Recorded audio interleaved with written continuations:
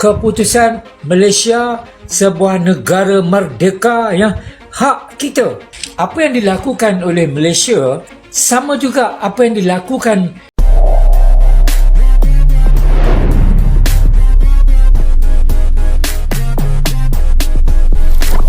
Terimalah hakikat bahawa dari segi aset kekuatan ketenteraan, kita masih lemah jauh di belakang banyak negara di dunia ini. Kalau dulu di Asia Tenggara, kekuatan kita selepas Singapura dan Indonesia. Namun kini, kita turut berada di belakang Vietnam, Thailand, Filipina dan Burma. Lupakan bantuan daripada negara asing kerana ianya bukan mudah. Memandangkan setiap negara yang nak bantu itu ada habuannya. Nak perang ni bukan setakat menembak. Kita jangan berangan seolah-olah kita ni kuat hanya kerana tengok filem perang. Secara tidak langsung, sekalipun Malaysia mampu meningkatkan kekuatannya 2 kali lipat atau lebih besar 2 kali lipat daripada yang mereka miliki sekarang, itu masih akan tertinggal jauh dari Indonesia atau masih akan berada di bawah Indonesia secara ranking yang ditetapkan oleh Global Firepower. Apa yang harusnya dilakukan oleh Atu Kamarudin ini, klarifikasi atau mohon maaf atau seperti apa? Menurut kamu malu nggak dengan adanya kejadian seperti ini? Isunya semakin memanas soal atok-atok yang emosi sama provokasinya ya. Tapi kita tahu kalau namanya Indonesia ini pantang disentuh. Kalau disentuh langsung emosi. Dan baru-baru ini saya dapat info juga guys, yang merespon berita soal ini bukan cuma warga Indonesia saya ini, sampai ke pihak atasan ya. Dan jujur saya juga sebenarnya sudah menjangka ya bahwa berita ini akan memanas dan sampai sekarang masih menjadi pembicaraan. Sampai ada yang berkomentar mungkin Malaysia menganggap Amerika akan membantu, tapi jangan lupa aja ini Indonesia backingannya Rusia. Aduh.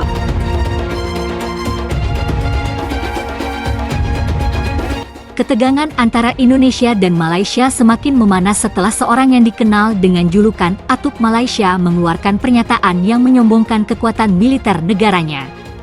Dalam pernyataan tersebut, Atuk mengklaim bahwa militer Malaysia siap menghadapi segala ancaman dan menganggap diri mereka memiliki kemampuan yang setara dengan negara-negara besar di kawasan Asia Tenggara. Dan sampai mau ratakan Indonesia, namun klaim ini menuai reaksi keras dari para pengamat militer dan tokoh nasional yang menilai pernyataan tersebut tidak realistis. Mereka menunjukkan bahwa dalam hal kekuatan militer, Indonesia masih jauh lebih unggul dibandingkan Malaysia, baik dalam hal jumlah personel, alutsista, maupun kesiapan tempur. Menurut data terbaru, TNI memiliki lebih banyak unit tempur dan berbagai jenis senjata canggih, mulai dari pesawat tempur, kapal perang, hingga sistem pertahanan udara yang lebih modern. Sementara itu, militer Malaysia meskipun memiliki beberapa alat tempur yang cukup modern, tetap kalah dari segi jumlah dan diversitas kekuatan dibandingkan Indonesia. Para analis militer menilai bahwa pernyataan Atuk Malaysia ini bisa memperburuk hubungan antara kedua negara yang sudah lama terjalin baik. Saling menghormati dan menjaga kestabilan regional sangat penting.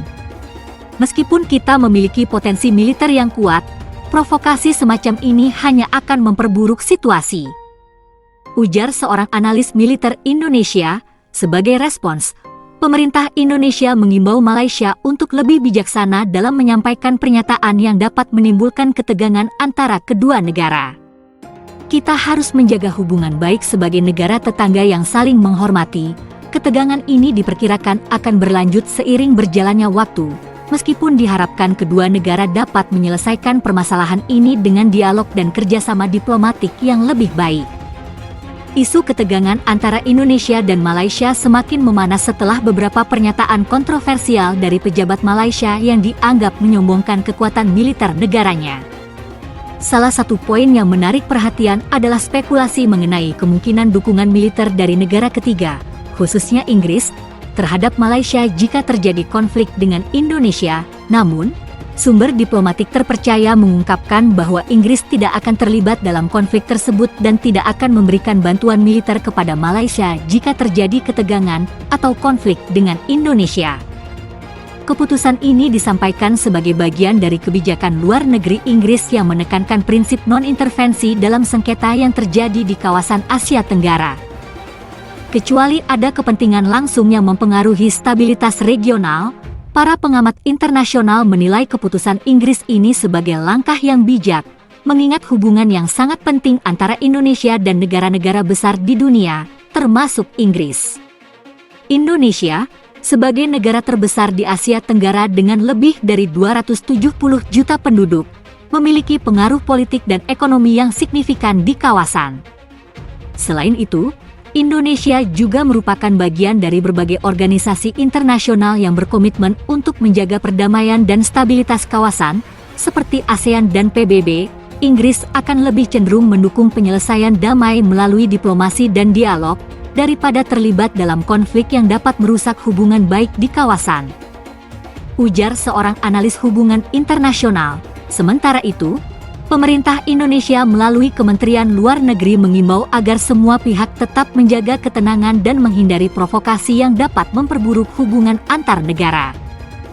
Kami tetap mengedepankan solusi damai dan dialog sebagai cara terbaik untuk menyelesaikan perbedaan yang ada, tegas juru bicara Kemenlu Indonesia. Dalam situasi ini, banyak yang berharap agar Indonesia dan Malaysia dapat menyelesaikan ketegangan yang ada melalui jalur diplomasi, tanpa perlu melibatkan pihak ketiga atau menggunakan kekuatan militer.